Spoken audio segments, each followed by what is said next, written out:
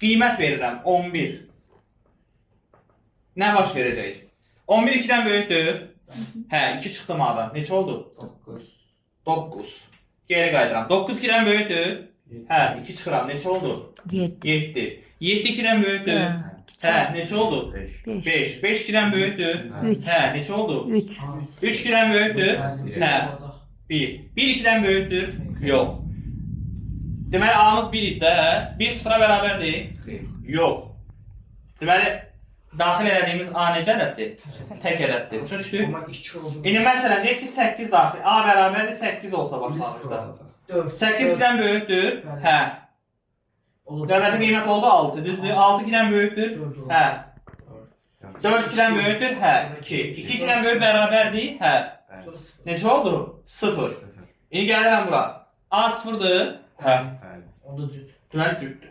Deməli oradakı o şərt var ya içəridəki. Görürsünüz onu? O nəyi ifadə edir bizim üçün? Ədədin cüt olduğunu. İndi baxın ora diqqətlə. A bərabər